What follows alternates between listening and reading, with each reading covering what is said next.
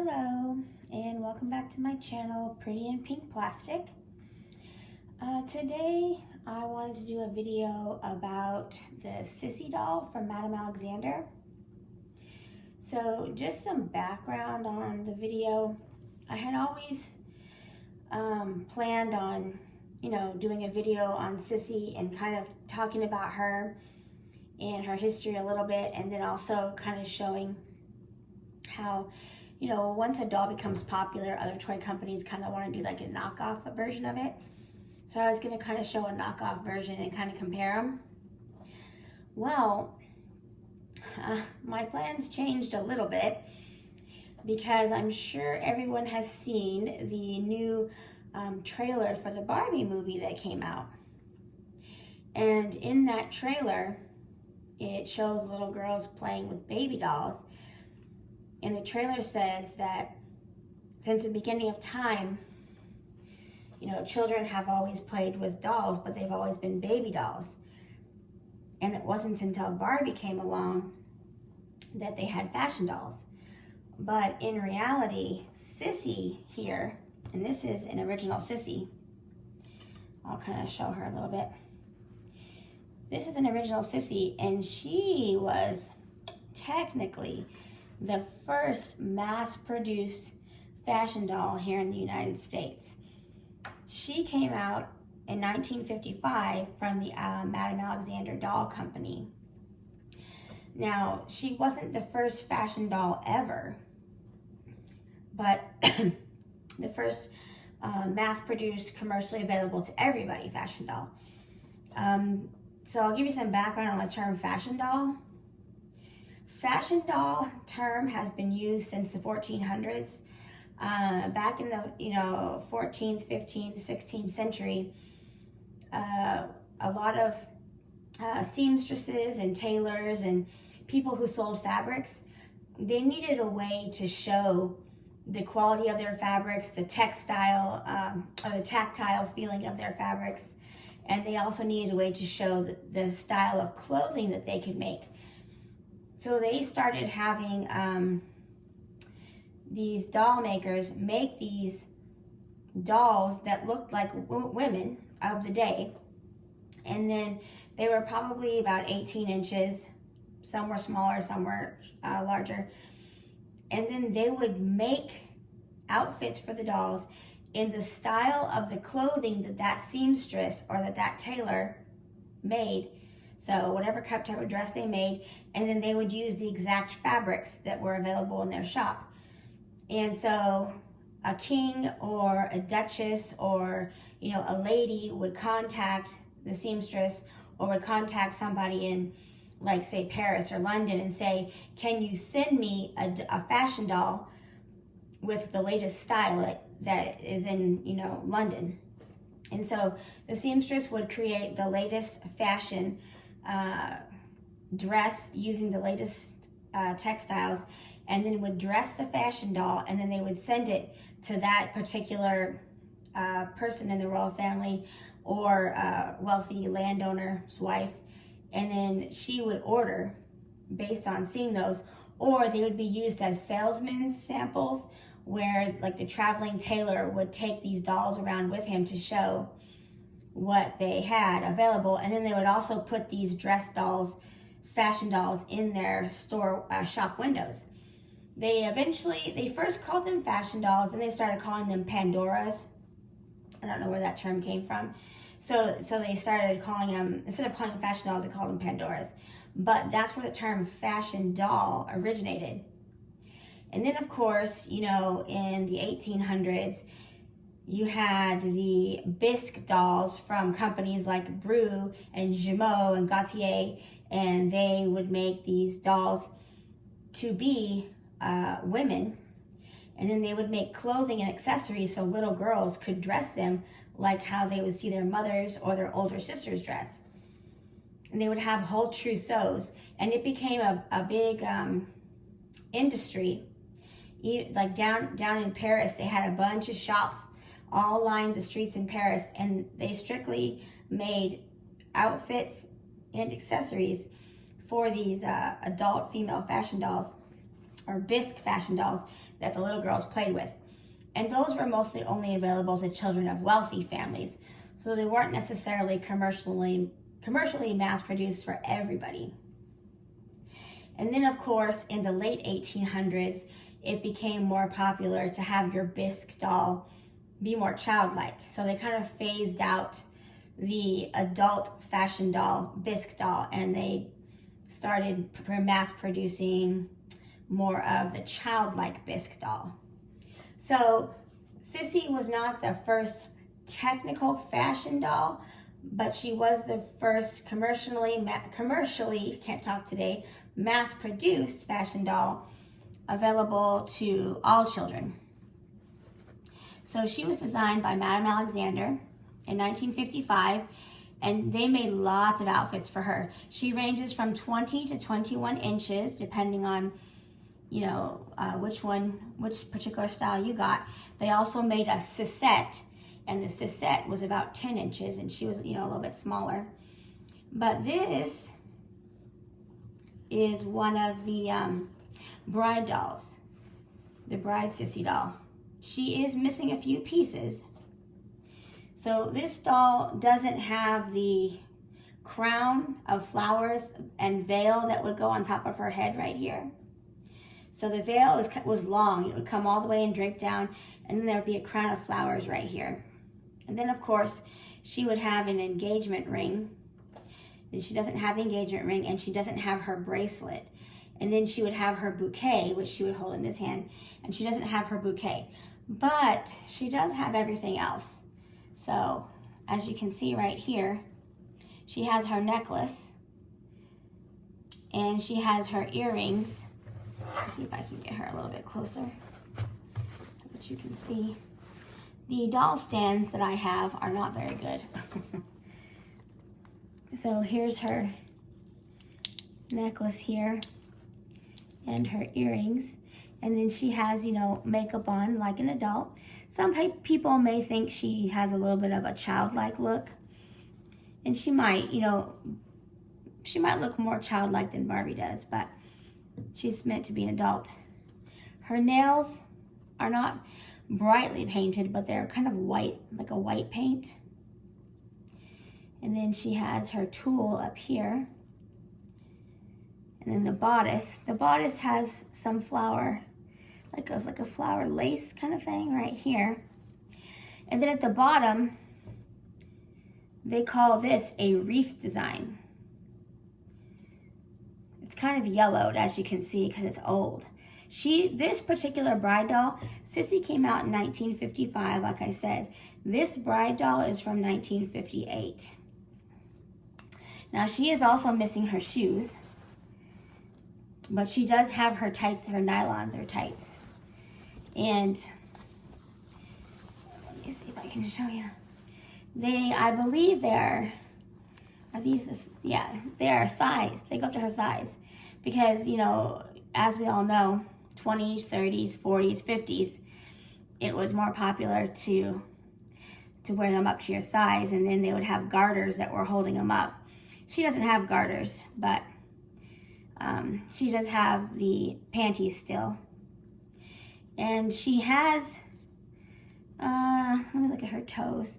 Yeah, her toes aren't painted, but she has little feet there.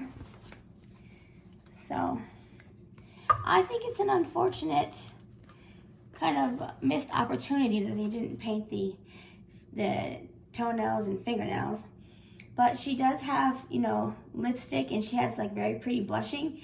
She has the sleep eyes, which close when she sleeps. Let's see if I can get her to lay down. Now, here's her sleep eyes. They close like that, and then they wake up. That was something that Madame Alexander popularized with her dolls. So, she has that. She has really pretty bangs that are up here, curled up, kind of. You can see those bangs there. So, I think she's a very pretty doll. Let's look at her hair in the back. And man, this stand is really giving me trouble.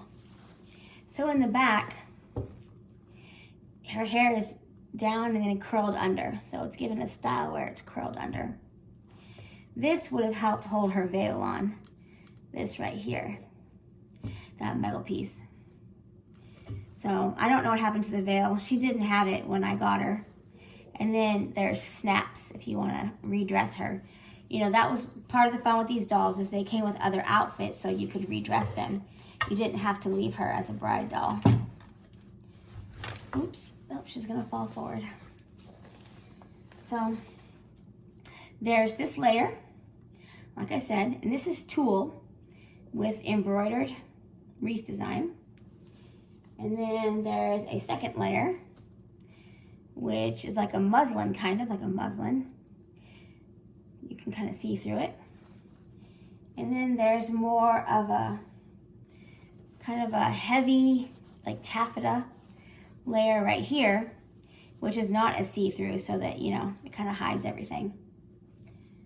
So that's how she's set up there. Now, here's the story of how I got this doll. These type of older Madame Alexander dolls are fairly expensive and not easy to come by. You know, a lot of times they sell at auction. There was this exact bride doll, except for she was blonde, and she had the missing pieces that mine doesn't have. And she came with her box. She sold at auction for $1,200. Obviously, I don't know if she would sell for that much. She's a brunette, so she's a little bit more rare. But she is missing those pieces and she doesn't have her box. So she'd probably sell for less. But here's the story of how I got her. I always go to flea markets, thrift stores, estate sales. I'm always on the hunt. There is a thrift store in my town. It's not a national chain like Goodwill or anything. It's like a local thrift store. And it's run by a church. And they always have a lot of really nice things because a lot of people donate nice things to them because they do a lot of, using the money, they help a lot of homeless people and people that are recovering addicts. They use a lot of the money to help them get back on their feet. And it's a large church, so they have lots of members that donate. And I go there quite often to see what they have. They don't have a big toy section, but they have a section where they have like collectibles, like they have plates and they have figurines and that kind of thing. And they had her sitting up in one of their like bookcases with some of the other figurines. And I was like, wow, I said, that doll looks like Cissy from Madame Alexander. And I was like, no, she can't be. There was no way there'd be a Cissy doll here at the thrift store. So I turned her over and I checked. Let me see if I can get to it. But I turned her over and I checked, and she had the Madame Alexander marking on her back. Let me see if I can find it. I don't remember where I saw it at. But when I saw the marking, I couldn't believe it. Yeah, it's back there. I got really excited. So I went up to the lady and I said, oh, I see you have this doll sitting over there. I said, how much do you want for that doll? And because they don't have their stuff marked. You just have to go ask the people. And the lady was like, oh, how about $3? And I said, oh, $3? I was like, yes, definitely, I'll take her. So I got this Madame Alexander doll for $3, and I was very excited about it. And I immediately went home and researched to make sure that she was. And I found, the doll, same face, same hairstyle, same wreath style wedding dress. And, it was a Madame Alexander doll. And I was shocked that I got her for $3 from a thrift store. So definitely check your thrift stores. But, so that is the Madame Alexander doll. Now let me show you other dolls that came out around the same time. Let me just move her out of the way. So this doll, and she's pretty tall. I might have to adjust the camera. Yeah, she's gonna be a little bit taller. She's more like 22 inches.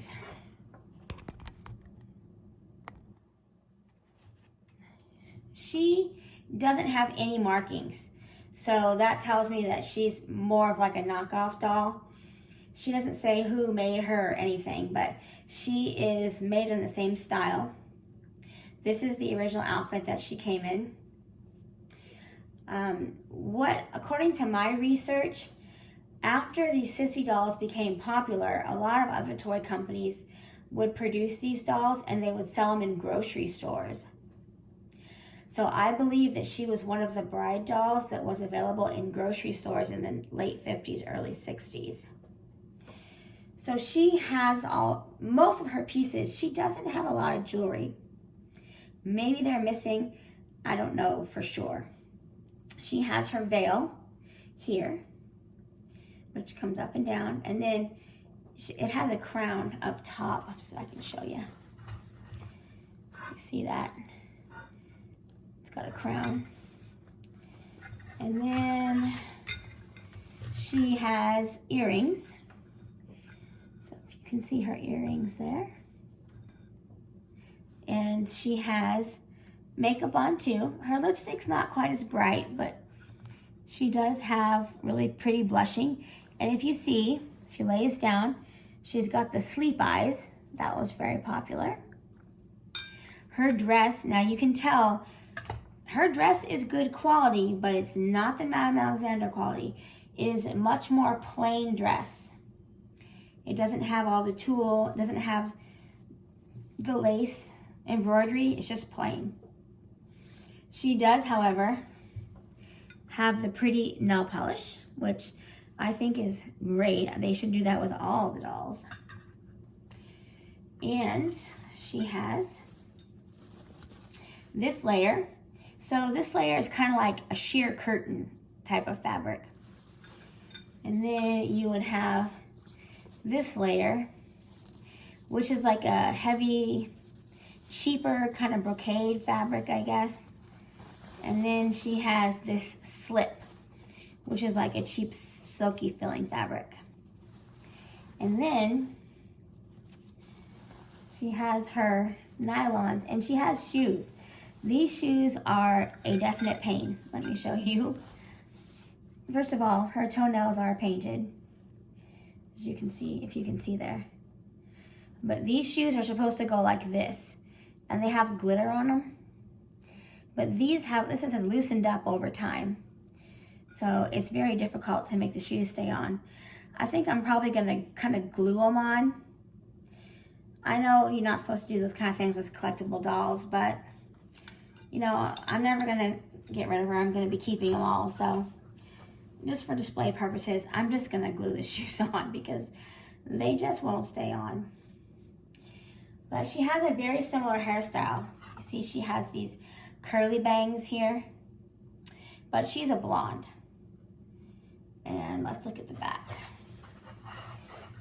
So in the back, she has her veil that comes down, and then she has a bun here. So she doesn't have the hair that goes down and flips under.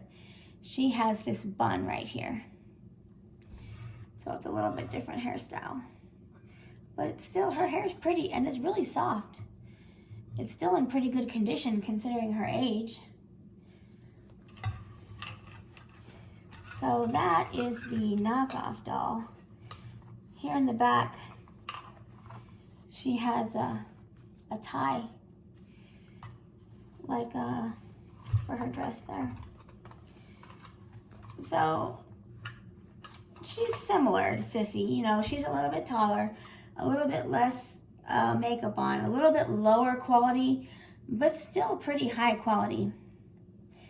You know, so she probably came out, I don't know, around the same time, I would say, late 50s, early 60s on this one. So I just wanted to kind of talk about Cissy because, like I said, when I saw that commercial, I was pretty shocked that Barbie was laying claim to there only being baby dolls until the Barbie came along, and that Barbie was the first fashion doll, because she wasn't the first fashion doll. And I love Barbie. I have lots of Barbies. I have more Barbies than anything else. So I'm a big Barbie fan, but I have to give credit where credit is due. And I have to give credit to Cissy for paving the way as being the world's first fashion doll, our first mass-produced fashion doll. So if anybody knows where I might be able to get the rest of the pieces, you know, if you know of any, I don't know, if you've seen anywhere or know of any doll sites or any suggestions, I'm looking for the veil, the ring, the bracelet, and the shoes. So, or if you have any questions about Cissy or any of the other similar dolls, just leave them down in the comments and I'll see if I can, you know, help answer any questions. I love doing research on, you know, vintage fashions and dolls, so I always like talking about that too. But the new trailer for the Barbie movie does look exciting. It looks like it's going to be a good movie. I can't wait to see it. But I just want to make sure that everybody knows that Cissy was the first fashion doll. So thanks for watching my video, and I hope everyone has a good day, and I'll see you in the next video.